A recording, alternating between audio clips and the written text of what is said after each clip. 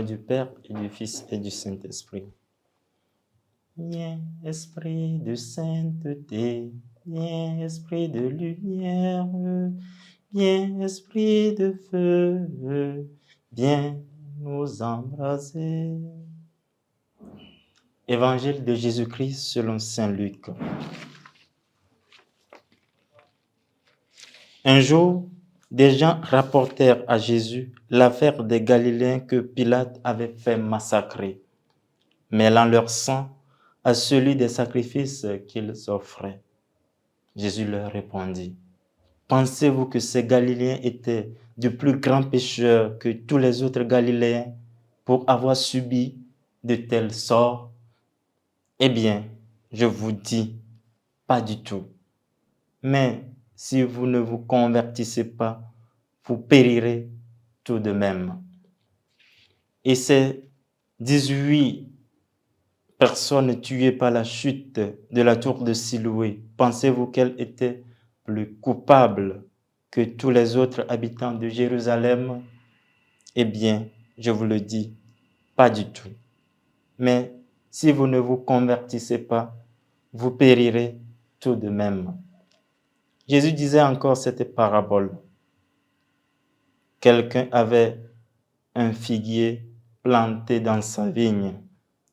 Il vint chercher du fruit sur ce figuier et n'en trouva pas. Il dit alors à son vigneron, « Voilà 3 ans que je viens chercher du fruit sur ce figuier et je n'en trouve pas. Coupe-le. À quoi bon le laisser épuiser le sol? » Mais le vigneron lui répondit, « Maître, laisse-le encore cette année, le temps que je bêche autour pour y mettre du fumier. Peut-être donnera-t-il du fruit à l'avenir, sinon tu le couperas. » Acclamons la parole de Dieu. Louange à toi, Seigneur Jésus. L'évangile que nous venons d'écouter nous présente 2 faits. Le premier se rapporte à la volonté humaine, de la démence, de la folie d'un roi qui massacre ceux qui se sont révoltés pour arracher leur liberté, de l'autonomie. Ceux qui cherchent leur autonomie en s'arrachant du pouvoir de l'occupant romain. Le second fait est un acte fortuit, inattendu, un acte accidentel. Il s'agit de l'effondrement de la tour de Siloué sur 18 personnes. Ces 2 faits donnent lieu à plusieurs interprétations.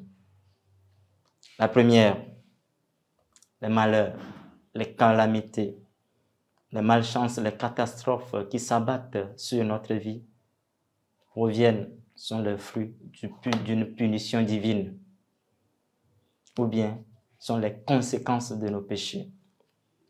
La deuxième interprétation est que ces malheurs sont causés par la force de la nature, par la loi physique, la loi qui s'inscrit dans la nature. C'est l'exemple des tsunamis, même dans l'évangile, de la tour de Siloué qui s'abat sur ces innocents. Aussi, la troisième interprétation qui se donne à lire est que les malheurs, souvent s'abattent sur nous, car nous sommes limités. La fragilité humaine aussi peut occasionner le malheur. À partir de ces différentes interprétations, Jésus note que malgré ces divergences, ce qui est urgent, c'est la conversion. Convertir, c'est faire demi-tour, se détourner du chemin qu'on a emprunté avant. Le deuxième acte est la parabole du figuier.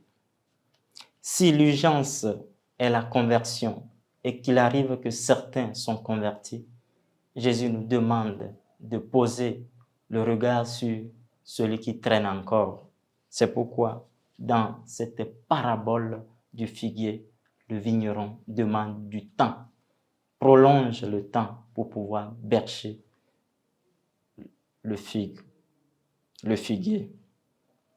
Ceci, c'est une invitation pour nous qui sommes convertis à user de la patience envers ceux qui ne progressent pas, ceux qui sont en arrière, ceux qui sont réticents, qui traversent des moments difficiles, même de tièdeur spirituelle, ceux qui ont abandonné le chemin, sur ce chemin de la foi. Au lieu de les juger, de les calomnier, au lieu de les écarter, à travers cette parabole qui montre la miséricorde de Dieu, nous aussi nous sommes invités à montrer envers ceux-là, ceux qui traînent encore cette miséricorde, de laisser encore une année pour pouvoir se relever. Demandons au Seigneur de nous soutenir dans cet élan aujourd'hui et pour les siècles des siècles. Amen. Au nom du Père et du Fils et du Saint-Esprit.